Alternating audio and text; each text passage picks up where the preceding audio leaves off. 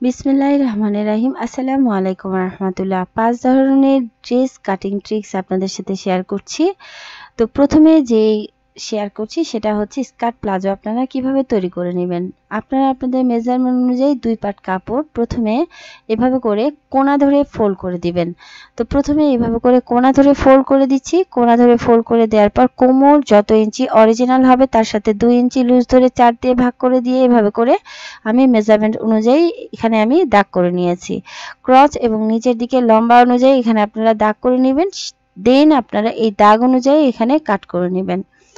তো নিচের দিক থেকে ওই একইভাবে কাট করার পর এখানে মোট আমাদের 2টা পার্ট বের হয়ে যাবে। এরকম 2টা পার্টকে প্রথমে ভিতরের দিকে সোজা সাইডটা, উপরের দিকে উল্টা সাইডটা রেখে এখানে আপনারা এভাবে করে বসিয়ে নিয়ে এখানে আপনাদের ক্রস শেপটা বা হাইয়ের শেপটা এভাবে করে সেলাই করে দিতে হবে। তো 2 সাইডে সেলাই করে দিয়েছি। সেলাই করার পর এরকম হবে। তো এভাবে করে মিডল দিক থেকে এখানে আমি এভাবে করে বসিয়ে নেব। 2 সাইড থেকে এভাবে করে বসিয়ে নেওয়ার পর নিচের দিকে মহড়া থেকে হাই থেকে অপোজিট মহড়া পর্যন্ত এখানে আমাদের সেলাই করে নিতে হবে। এখন আমি সোজা সাইড করে নিচ্ছি। সোজা সাইড করে নেওয়ার পর এখানে আপনারা আপনাদের মেজারমেন্ট অনুযায়ী বেলটা লাগিয়ে নেবেন।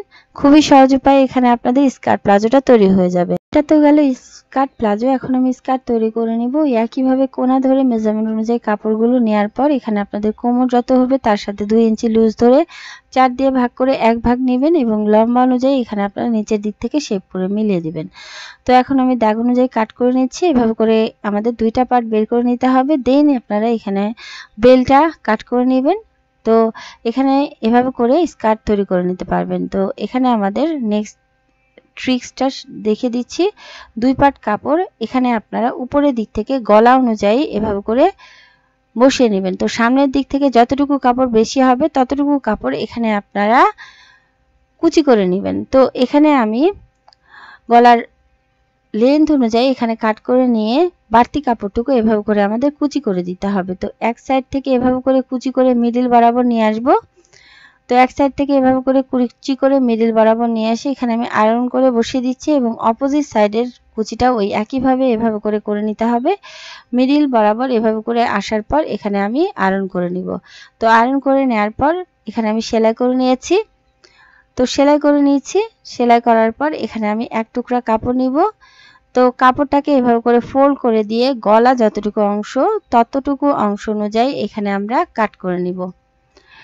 তো গলার পটিটা এভাবে করে আপনারা তৈরি করে নেবেন। দেন সেলাই করে নেবেন। তো ম্যাক্সি কাটিং এবং সেলাইয়ের অনেকগুলো ভিডিও আমার চ্যানেলে আছে। ফিতা ম্যাক্সি কিভাবে আপনারা তৈরি করে নেবেন আমি ডেসক্রিপশন বক্সে এর লিঙ্ক দিয়ে দিব, আপনারা এখান থেকে দেখে নিতে পারেন। অথবা ভিডিও শেষে ইন্ড স্ক্রিনে আপনাদের একটা লিঙ্ক আসবে, সেই লিঙ্ক থেকেও এখানে আপনারা দেখে নিতে পারেন।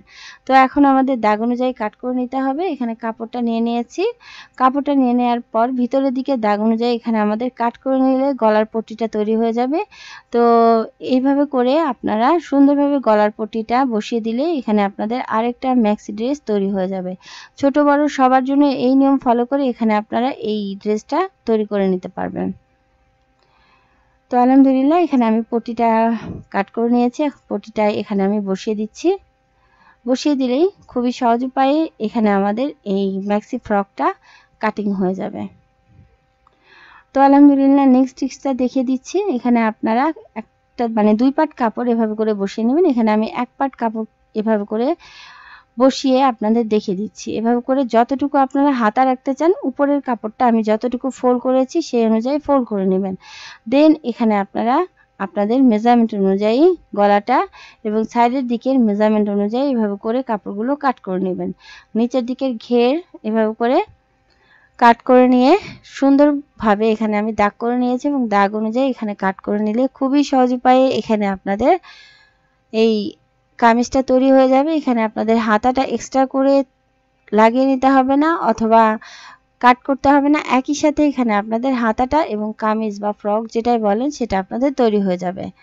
তো একই উপায়ে এখানে আমি ওখানে দিয়েছিলাম লং হাতা, এখানে দিচ্ছি শর্ট হাতা।